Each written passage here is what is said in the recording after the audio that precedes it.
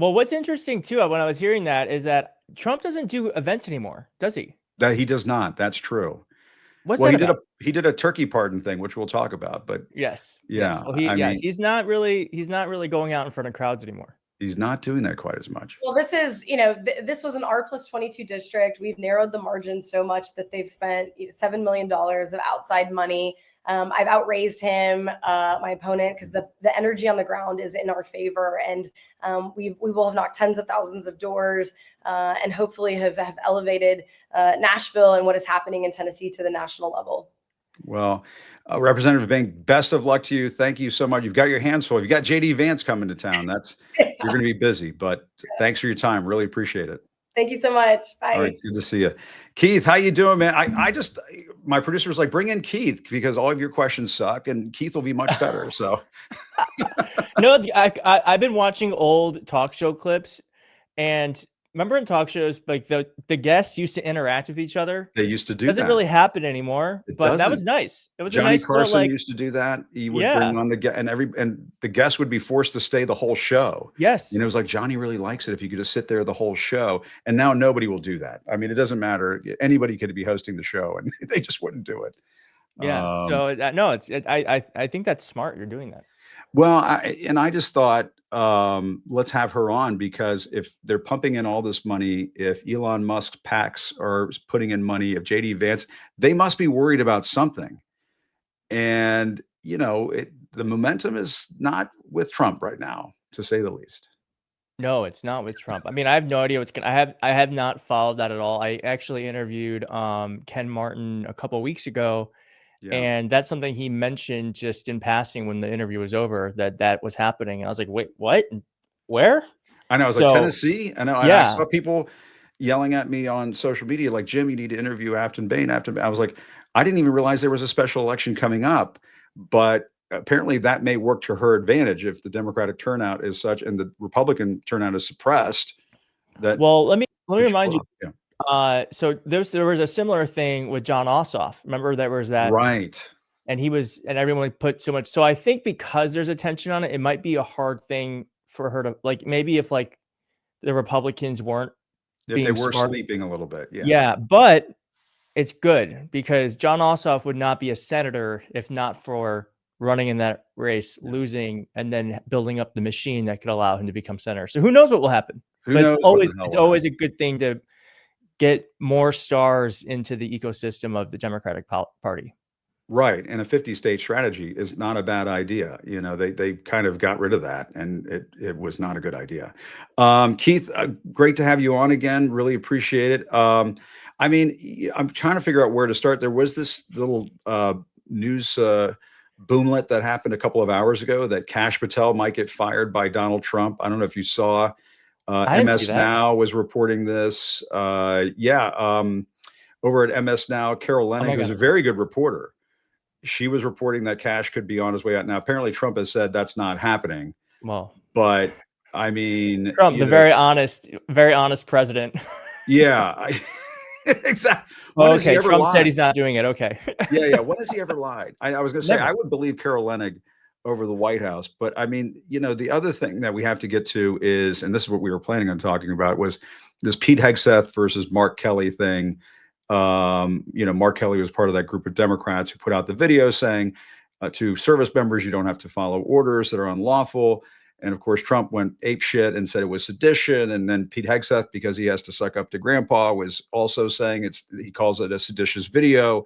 And I guess he was going after Mark Kelly for his uniform, saying he was wearing his uniform wrong or something. I don't know if we can show that tweet, but I mean, that's kind of insane.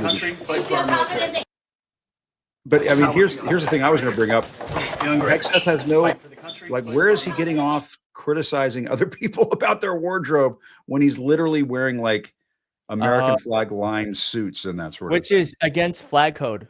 Which is, you're not supposed to do that. Nope. But he's trying to show how American he is. He's got the tie with the stars or whatever that is, and then the inside of his.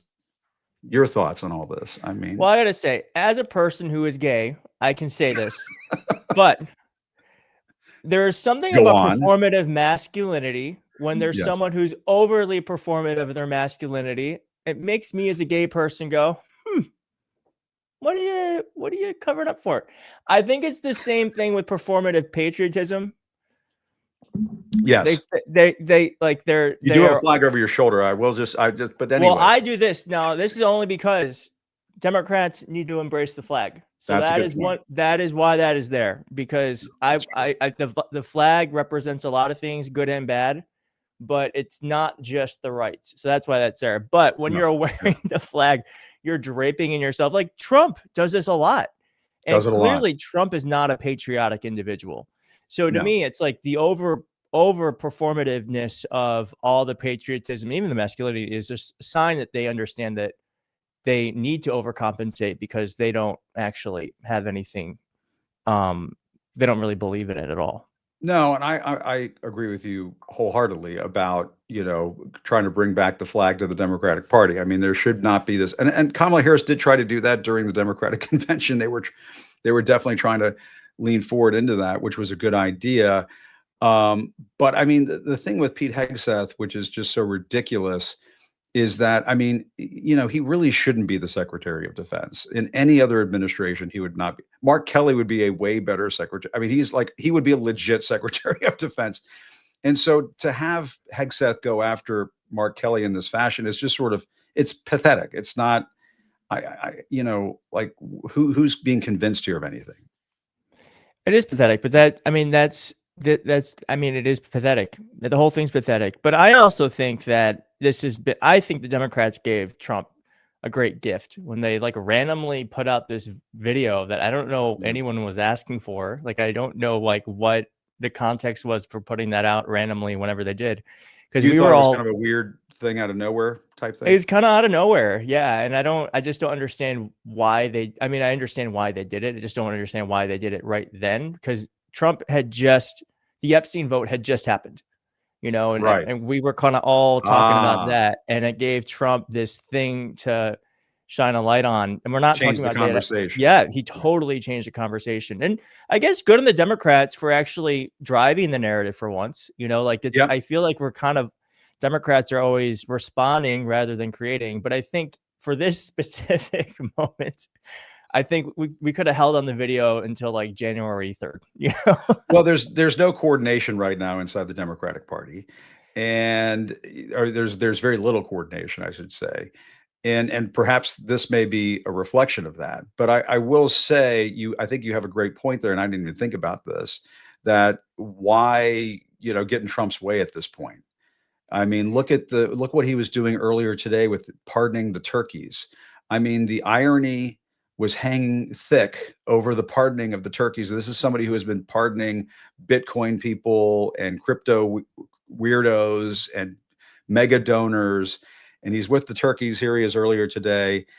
And he's making these horrendous, he's making a mockery of what used to be just I used to cover the White House. This used to be like a nice thing. The president would come out. It was kind of a goofy thing, honestly. It's a cute thing that we do. That's stupid. It's a stupid, cute thing that we used to be able to do because things were normal. We were a normal, we were a democracy, and everyone, though we have disagreements in some policies, we all agreed about the important things. And I do think that I do think the pardoning of the turkey thing has, like, right now, to me, all of this stuff that we do that is supposed to be normal in a time when things aren't normal makes it feel even less normal, because you're just like, wow, this is like really strange. Well, and the other thing too is like he ruins everything, and so he even ruins the fucking turkey pardon. Like he can't go out there and pardon a couple of turkeys without turning it into a shit show, and so he's going off on J.B. Pritzker. Let's play this. Mayor is incompetent, and the governor is a big fat slob. He ought to invite us in, say, please make Chicago safe. We're going to lose a great city if we don't do it quickly. He's slurring too. I don't know. There's something, he had too much gravy, I think, maybe before this announcement. I'm not sure what was going on there. The tryptophan was already hitting. Maybe he had turkey for lunch. I don't know. He was during that thing. Have you seen the video when he says the United States of America? United States. Yeah, I think it's dentures, question mark. I actually don't maybe know. The dentures came loose. I don't know, but I do, but as I said earlier, I do notice that he does most of the events now are not past a certain time, and when they are, they usually go really off the rails. I think there's something to that. Yeah. But Shouldn't I you be do. awake at 2 in the afternoon? Like at 2 in the or whenever they did this, 1 or 2 in the afternoon, like we're slurring our words, and he doesn't even drink. It's just, It is very strange. I mean, I hope so. I mean, I know there's been a chilling effect of Trump on like critical reporting on him, but I do think there is a big story to be discovered around his health, like the MRIs, the multiple check-ins over the year, the hands. Like some people say that he's maybe wearing devices that we can't see. I do think there is there was something that weird going on. walking video the other day. Yes, yes. I do think there's way too much evidence to suggest that Donald Trump. Also, he's talking about heaven a lot. Yes. He was talking about whether he's going to get into heaven. What was that about? Well, Does I think anybody he's thinking about the fact that, he's not young. Right. And why would he think that there would be any kind of remote chance of him going to heaven? Like Well, what's Afton so Bain funny has a is, better chance of winning that special district in Tennessee than Donald Trump has of going to heaven, well, that's the thing that is the paradox of Trump, is that he is the biggest liar in American history, but sometimes he is quite transparent about how he's thinking. Yeah. And I think that's one of those moments where I think if he thinks heaven exists, he's probably like, well, hopefully there's some leniency for him, which I don't think there would be. And it would be interesting if he was at St. Peter's gates and they, kind of rolled out the whole, here's the list of reasons why you're not getting in. And they were all the things he's called a hoax. It was like, well, you had Charlottesville, you said very fine people on both sides. There was January 6th, there was the Russia thing. And he's like, but that's a hoax. And they're like, we're sorry. We can't help Sorry, you. bye-bye. The hoax thing is not going to work. Elevator down. Express elevator all the way to the bottom. Get out when it gets really hot. And he used to make those kinds of jokes all the time too. There have been several people over the years. He used to say this about John Dingell. He would say at campaign rallies, he's looking up, from where he is. He's not looking down from where he's suggesting that John Dingell's in hell and all this stuff. Mm-hmm. And so, I mean, we all know how this is going to end up. But yeah, I think you're absolutely right, Keith. I think that's a great point, and we have not talked about this enough. I was saying the other day, he doesn't have press conferences. He doesn't have formal press conferences anymore. No, you're absolutely right. I mean, that should be a countdown. That should be like how many days since since the actual press conference, or how many days he used to do rallies. Even when he was president the first time, he would still do rallies. Or when these like, special elections would happen, he would have a full rally. But I don't know if it's it's either one, it's because he's losing his mind. Could be that, or it could be both, or it could be two. He just doesn't care. I don't think his heart's in it in the same way it used to be. I think he's like made his billions and billions of dollars. He's enjoying the attention of being president. And I mean, let's be honest, he does not care about the Republican Party or whether like some random person is going to win or not, in so much as if it's not a reflection of him, he doesn't really care that much. Yeah. And so as you're looking, because you worked with the Lincoln Project, you're lighting it up these days because people want to listen to what you have to say about the Democratic Party right now. And I mean, and sometimes you're kind of tough on them. I mean, when you were saying you had Ken Martin the other day, I was thinking maybe I should go look at that. But what do you think the Dems should be thinking about heading into next year? And do you like this affordability message? I mean, I guess, sure. Yeah, sure. Does it seem I like it. There are times when I'm like, is this enough? I just feel like I said, I don't know. I was on a podcast last week and I said this, but I just feel like affordability has been a problem for 30 years. This isn't a new idea. Things have only gotten more and more expensive for working people.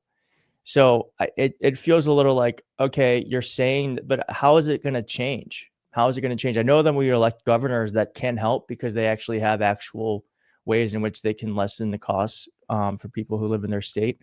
But I tweeted this yesterday, just randomly came to my head. But like, if Democrats are going to win next year, and I think they will flip the House if we have free and fair elections, it won't be because Democrats are doing great. It's because Republicans are doing terribly. So like if you win first place because the first 3 people ahead of you in the race trip, are you really the winner? So I feel like we just have to, I just think the party, and I hope I do hope we have a very healthy primary season.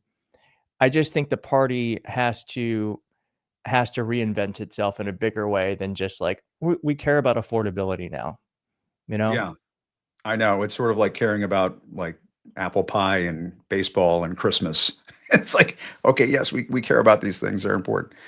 And the other thing that I've been thinking about is, you know, Trump is sort of the gift that keeps on giving for the Democrats, but he's only going to be around for so long. So what's the long term thing? I was having this conversation with Adam Kinzinger about this, and it kind of gets to what you were saying a few moments ago. And we were talking about Marjorie Taylor Greene, and he was saying that he thinks that she's basically getting out of Congress now to sort of get ready to run for 2028, and she doesn't think Trump and MAGA is going to be that lane anymore, and she wants to go occupy a new lane. What's the next new lane for the Democrats? Is it somebody who comes out and says it should be single payer health care, it should be national health care? Is it major constitutional reforms, reforming the Supreme Court? I mean, what do you think? What's on your mind? I mean, I cover a lot of ICE stuff because to me, it's just appalling. We shouldn't be that kind of a country. And I wish I heard Democrats talk about that more. What do you think? That's a good question. Yeah. The thing that bothers me the most, and the thing that I think resonates with everyone, I'm going to say this, I'm sure your audience will inherently know it to be true, is that the American economy is rigged against most people. It does not work for most people. The tax system is not set up in a way that is actually fair for most people. And I think we need to run on an anti-corruption message, a message that wants to put power back into working people's hands and take power away from corporations and billionaires. The American economy is doing exactly what it's supposed to be doing right now, which is benefiting billionaires and corporations. And it hurts everyone else. If you're a salaried person, you are most likely getting taxed on a percentage basis higher than billionaires or corporations. I think that is not how it should be. So I don't know what Democrats are going to fall on, but I just think I don't want to be a party that caters to good billionaires. Like, I don't think I just think like it's like James Tallarico is kind of talking about how it's like actually not left and right. It's top and bottom. And I don't think he understands the, the inference on that in other ways, but that's what he's saying. The vernacular might need some work, so workshop that a little bit. But I understand what he means, which is that. But they don't know. They don't know that in Texas either. But anyway, I don't think. I mean, they do, but they don't talk about it. They don't talk about it. But I do think that is true. That across political divides, there is the thing that unites all of us, which is that there are the many and there are the few, and it is the few who actually run everything. That's what Epstein really is about. The Epstein files really is about 2 things: victims of awful crimes. 2, the way that our government and system is set up to protect people who commit awful crimes because of power and money. So I think the Epstein thing is a rumble to me that there is a hunger for a fairer, more just America. And I think that can exist, but we have to fight for it. And we also have to make a party that actually not only fights for it, but embodies it. And you do that by saying, we don't need billionaires.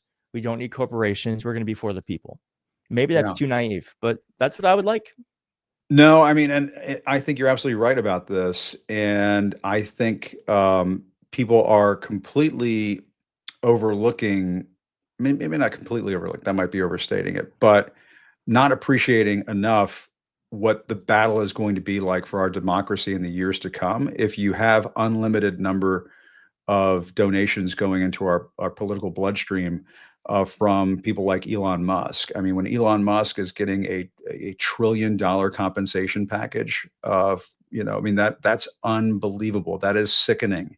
And we have no constraints on our system that regulate this, that are in any way effective. And the Supreme Court, whether it's Citizens Unite, and I know there are folks who want to reform that, and I applaud them. But how do you do that with the system of government that we have in place right now? The Supreme Court is very much a MAGA Supreme Court, a pro Citizens United corporate, donor kind of Supreme Court. And you have the Senate, which is just not going to go along with really much of anything when it comes to regulating campaign finance. And so, I mean, I see what you're saying. You need fighters out there who will talk about this, but how does it realistically get down in Washington? That I don't know. I mean, I don't know either, but I do know that it can't change unless you think it can. And one thing they haven't been able to change is that America still has this beautiful system where it's one person, one vote. Yeah. And so I do think that if Donald Trump is the symptom to the sickness, that means there is also a cure within the system too. And I don't think that America is just going to wither away if we don't want it to. And so I agree that it doesn't sound like it's possible, but thank God Martin Luther King Jr.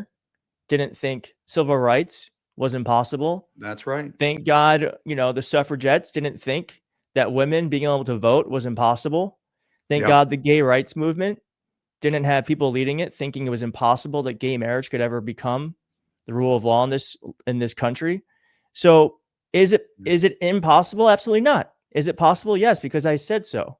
But we have to make it happen by creating a movement in this country. And I think it starts with not the Democratic Party leading us, but us, all of us who vote in primaries, who vote in general elections, to say that we want something different and we're willing to fight for it. And then I think the parties will begin to follow. Yeah, and I do think that in the way that Trump just sort of took over the Republican Party and sort of made it in his image, and not in a good way. Obviously, there was a lot of toxicity that came along with that. But I think that can absolutely happen on the Democratic side, where you could have a movement figure just say, I'm not going to worry about the DNC and the DCCC and these donors over here and these kingmakers over there, and maybe not even Barack Obama. Maybe it's just going to be somebody who comes out of the woodwork and starts to lead this party in a different direction, and it takes the rest of the country along with him or her. And I do wonder if that is what it's going to take. And I do think that the Democrats would be wise to be careful of establishment-looking figures trying to lead the party, because I don't, if they're just going to nibble around the edges, I don't know how you inspire the country to do the kind of change that you're talking about, which I think a lot of people are hungering for right now. Yeah, I mean, Donald Trump's doing like the evil version of it, where instead of creating, he's destroying. He's just saying like, forget laws, forget processes. We're just gonna delete, Control Alt delete everything, and that there you go. Yeah. But I do think that there is a good answer to all of that, and I agree that I don't think an establishment politician is what this moment calls for at all. Like, do I think personally? Do I think Graham Plattner? Would I vote for him first to be a senator? Probably not. But do I think the Democratic base would prefer Graham Plattner over Janet Mills? Absolutely. Yeah. And I think there's a reason for that, because the Democratic Party, if their whole mission was to stop Trump, that has been their mission for 10 years. Mission failed. Okay, the man's more powerful than ever. Yeah, he's never gone away. Every election has been about how we're against Trump. We need to stop being against something. We need to start being for it. And I think the Democratic base is fucking sick of talking about Trump all the time when we could be for something. Donald Trump has been quite successful in defining not only what his party's about, but what ours is about. And I want to take that back. I think you're right. And you know what it is? he has no fucks to give. He has no fucks to give, and it is a horrible, toxic thing in many ways. But it helped him politically.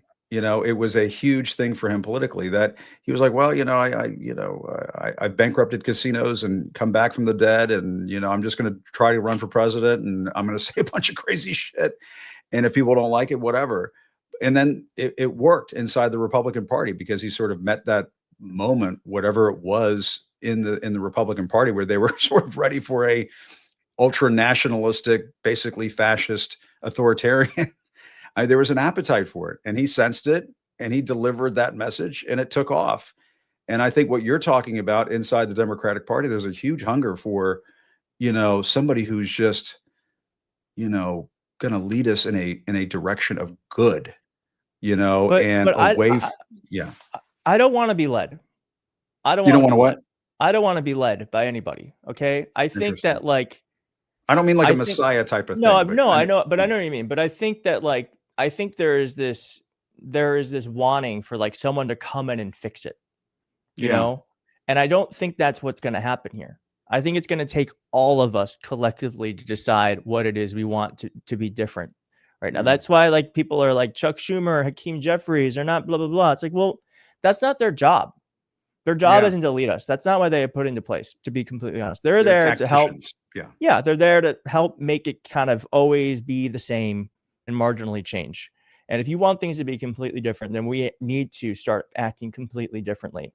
And that means by starting to fight in primaries for people that we think represent the values that we want the Democratic Party to be. So I'm not about a Messiah leader coming in and fixing things. I think we are going to create the change that allows someone who believes what we all want the Democratic Party to be to rise up to be that figure. And I think even Donald Trump can recognize that kind of game. And we should show the video of him and Zoran Mamdani in the Oval Office if we have some of that. I mean, Trump was sucking up to Mamdani so much that the right-wing podcasters who were in the room with him in the Oval Office were shaking their heads. With Jack Posey or whatever, however you say his name. Yeah, I would. I really would. Especially after the meeting. Absolutely. What makes you comfortable? He was saying, I would live We in New agree York. on a lot more than I would have thought. I want him to do a great job, and we'll help him do a great job. He may have different views. No, I feel very comfortable. I would feel very, very comfortable being in New York, and I think much more so after the meeting. Yeah. Oh, I would be. And he was saying that if you elected communist Zoran Mamdani, that the city would burn to the ground and everybody would die. That was basically his message before, when he was trying to back Andrew Cuomo. And look what happened there. It's just wild. Yeah, I mean that is a great example that Donald Trump. First off, I think he's a good politician. He understands politics better than most people, and that's something that I wish the Democratic Party would better understand, that we don't have to agree on everything in order to get people on our side, And I think Donald Trump understood that with RFK Jr. too, where he was like, "Hey, come here, just come here, bring your voters." I don't know why a former Democrat, we couldn't try to figure out a way for RFK Jr. and his kookiness to somehow still be within the fold of the party. I think it was at our detriment.